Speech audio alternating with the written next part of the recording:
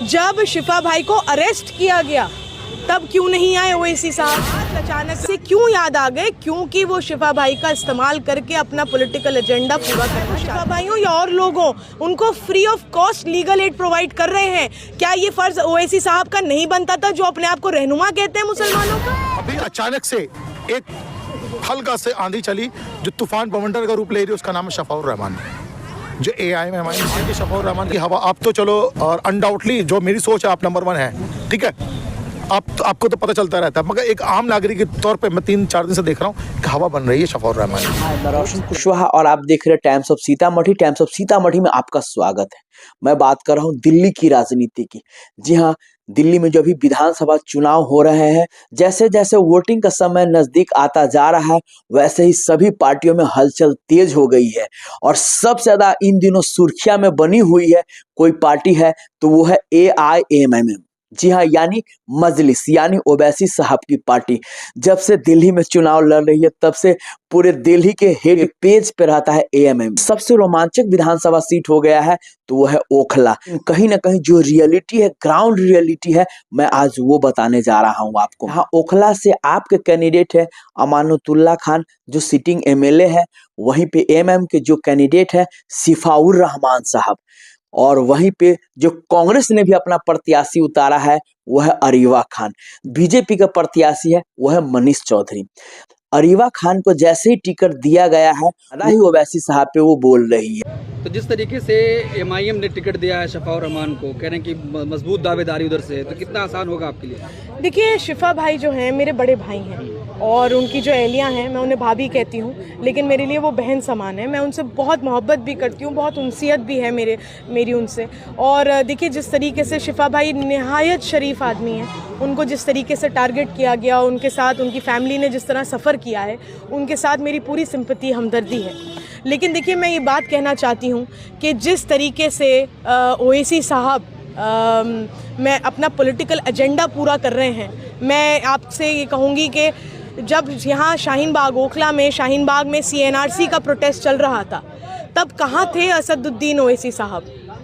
जब यहाँ शाहीन बाग की ख़वातीनें सर्द रातों में सड़कों पे बैठी रहती थीं, तब ओवैसी साहब यहाँ क्यों नहीं आए उनके साथ खड़े होने के लिए? जब जामिया यूनिवर्सिटी के बाहर प्रोटेस्ट हुआ या उन बच्चों को मारा गया, एडमिनिस्ट्रेशन द्वारा ऑपरेशन किया गया, जहाँ शिफा भाई भी हुआ करते थे, तब क्यों नहीं आए ओवैसी साहब? जब शिफा भाई को अरेस्ट किया गया तब क्यों नहीं आए ओवैसी साहब? 4.5 साल से शिफा भाई जेल की सलाखों के पीछे हैं, उनकी फैमिली किस किस दौर से गुजर रही है, तब क्यों नहीं असदुद्दीन ओवैसी साहब को शिफा भाई याद आए? वो खुद एक बैरिस्टर हैं, वो लीगल एड प्रोवाइड कर सकते थे, वो उनके पास रिसोर्सेज हैं, वो अपनी टीम को लगा सकते थे उनके साथ। जब CNRC का प्रोटेस्ट चल रहा था, तब एक वाहिद कांग्रेस पार्टी थी जो यहाँ खड़ी थी, जो ओपन सपोर्ट में यहाँ की आवाम के साथ खड़ी थी, ओखला की आवाम के साथ। लेकिन MIM जब तो कह रहे हैं हमारे जो कैंडिडेट शिफाउर रहमान है उस आंदोलन का हिस्सा थे, इसी वजह से जेल में तो है। मैं भी जी बस, तो इसीलिए तो मतलब क्या, और तो जब वो आंदोलन चल रहा था तब ओवैसी साहब को शिफा भाई याद क्यों नहीं आए? उनको अरेस्ट कोई आज तो किया नहीं गया है उस आंदोलन में, उनको 4.5 साल पहले अरेस्ट किया गया था, तो 4.5 साल पहले क्यों नहीं याद आए? इन 4.5 सालों में क्यों नहीं याद आए शिफा भाई उनको? आज अचानक से क्यों याद आ गए? क्योंकि वो शिफा भाई का इस्तेमाल करके अपना पॉलिटिकल एजेंडा पूरा करना चाहते हैं। वो शिफा भाई को एक तरीके से यूज करके अपना जो एक उनको पॉलिटिकल एजेंडा पूरा करना है। देखिए, आज भी हजारों मुसलमान भाई हैं जो जेलों में पड़े हैं फर्जी केसेस में। उन भी ओखला के हमारे भाई हैं जिनको उसी CNRC के प्रोटेस्ट में UAP एक्ट के तहत जेलों में डाला गया है। क्या एक आदमी को भी असदुद्दीन ओवैसी साहब ने लीगल एड प्रोवाइड करी? आप उनको टिकट देने की बजाय आपको लीगल एड प्रोवाइड करनी चाहिए थी। आज भी जो कांग्रेस के सीनियर लीडरान हैं, चाहे वो सलमान खुर्शीद साहब हो, कपिल सिब्बल साहब हो, वो फ्री ऑफ कॉस्ट, चाहे वो शिफा भाई हो या और लोग हो, उनको free of cost legal aid provide कर रहे हैं। क्या ये फर्ज ओवैसी साहब का नहीं बनता था, जो अपने आप को रहनुमा कहते हैं मुसलमानों का? क्या उनका फर्ज नहीं था 4.5 सालों में आके उनके घर में झांके कि वो किस परेशानी से गुजर रहे? लेकिन आज क्योंकि आपका अपना मतलब है, इसीलिए आप आज आके। सो आपने सुना इस बहन की बातें? इनकी बातों से साफ साफ झलकता है कि भैया ये दूर दराज तक कहीं जीतने वाली नहीं है। और आप लोग खुद सोचो, ये क्या कह रही है कि हमदर्दी है, मेरा भाई या बहन है, अगर हमदर्दी होता तो ये चुनाव में आती। इनका तो पूरा समर्थन इनको होता। ये कैसा हमदर्दी, आप समझ सकते हो। अब रियलिटी क्या है वो मैं आपको दिखाने जा रहा हूं और बताने जा रहा हूं। जब से सिफाउर रहमान साहब को टिकट मिला है ओखला से, फाइनली जो विरोध कल तक करते थे वो भी उनके पक्ष में आ गए हैं और अब लोग कह रहे हैं कि सिफाउर रहमान साहब ही जीतेंगे। थोड़ा ये भाई साहब की बात सुनिए आप।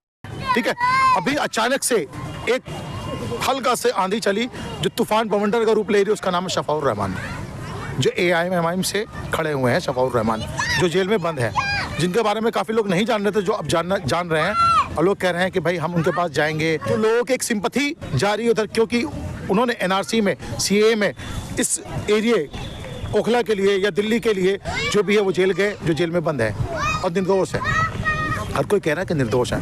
मैं पर्सनली उनको नहीं जानता हूँ, ठीक है, पर्सनली मैं उनको नहीं जानता हूँ, मगर एक हवा बन रही है। अगर आप ओखला की बात करेंगे शिवली भाई, तो एक शफाउर रहमान की हवा बन रही है। अब कांग्रेस किसको टिकट देगी नहीं पता। मुझे एक चीज़ ये बताइए, मैं देख रहा हूँ कि अजीब सा शफाउर रहमान के फेवर में एक अजीब सा माहौल में देख रहा हूँ अचानक।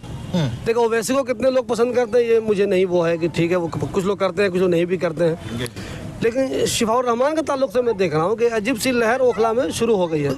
एक फैक्टर यहाँ पे सटला, सटला वाले के बारे में आमतौर पे लोग निगेटिव रखते हैं बहुत सारे लोग, लेकिन शफा साहब सटला के हैं। इसके बावजूद मैं देख रहा हूँ उनकी हमदर्दी में इतने लोग सामने आ गए हैं, कितने लोग मुझे फ़ोन कर रहे हैं कि प्लीज़ मेरा इंटरव्यू दीजिए, मैं इंटरव्यू दूंगा, मैं इंटरव्यू दूंगा। तो आपको क्या लग रहा है, शफा साहब इस बार ओखला के इलेक्शन में एक बहुत अहम फैक्टर है क्या? देखिए शिवली भाई, उससे पहले मैं आपको 2 लाइन बोलूँगा। आपने कहा सटला, ठीक है, जैसा आप सुनते हैं, तो मैं आपको बता दूँ, जो मेरा भी उठना बैठना कुछ सटने वालों के साथ में है, ठीक है, और नमाजी हैं, अच्छे हैं, शाहिद साहब हैं, जाहिद साहब हैं, और भी लोग हैं सटले के, ठीक है, उनके साथ उठना बैठना है। शफाउर रहमान की एक हवा बनने का कारण क्या है? क्योंकि वो आपके लिए, मेरे लिए सुना है, जेल गए, जेल में उनकी वाइफ परेशान, कोई पूछने वाला नहीं है, ठीक है। आज अगर AIM ने, अगर ओवैसी साहब ने उनको पूछा है, किस रीज़न से पूछा है, क्योंकि मैं एक आम नागरिक हूँ, किस लेवल पे, किस रीज़न से पूछा हमें भी नहीं पता, ठीक है। मुद्दा ये नहीं होना चाहिए कि हमें उनको छुड़वा करके ये करना है। मुद्दा ये होना चाहिए कि कल को वो आए और वो काम करें, वो भी काम करें। हमें काम से मतलब है, हमें पर्सनली किसी लीडर के लीडरशिप से मतलब नहीं है, उसके काम से हमें मतलब है। आज अगर नाराज़गी अमानतुल्लाह के खिलाफ किसी की हो रही है, ये एक नाराज़गी पूरे क्षेत्र में बन गई है, तो उसका रीज़न ही ये कि काम नहीं हो पाया क्षेत्र में। अगर उनके पास कुछ भी कोई इल्ज़ाम था, ईडी फीडी जिसका भी इल्ज़ाम था, वो जेल गए, तो उसके पीछे में उनकी टीम वो काम नहीं कर पाई, वो सर्वाइव नहीं, किसी भी कारण से, नहीं पता, किसी भी कारण से वो उस काम को नहीं कर पाई। आज ये शफाउर रहमान की हवा, आप तो चलो, और अनडाउटली जो मेरी सोच है, आप नंबर 1 है, ठीक है, आपको तो पता चलता रहता है, मगर एक आम नागरिक के तौर पर मैं 3-4 दिन से देख रहा हूँ कि हवा बन रही है शफाउर रहमान की, और वो भी सटले। रियलिटी यही है भैया कि अमानतुल्लाह खान, उनको भी लग गया है कि मैं जीतने वाला हूँ, क्योंकि वो 10 साल से कंटिन्यू ओखला को आज क्या से क्या कर दिया है वो सभी को पता है। अरीवा खान साहब का दूर दूर तक रियलिटी है कि कांग्रेस का कोई वजूद ही नहीं रहा है। और उसके बाद बीजेपी का है, तो बीजेपी के कैंडिडेट आप जानते हैं वो खाली पुलाव पकाने के लिए आया है, ऐसा कुछ नहीं होने वाला। फाइनली यहाँ से अगर जीत रहा है, ये तय है, सिफाउर रहमान साहब की ओखला से जीत पक्की हो चुकी है। जी हाँ, इसीलिए ये लोग बौखला गए हैं और अनर्गल बयानबाजी करते हैं। विशेष आप लोगों को क्या लगता है कि ओखला से कौन जीतेगा? सो प्लीज आप लोग कमेंट करके जरूर बताइएगा। तब तक के लिए बाय बाय, टेक केयर, देखते रहिए टाइम्स ऑफ सीतामढ़ी।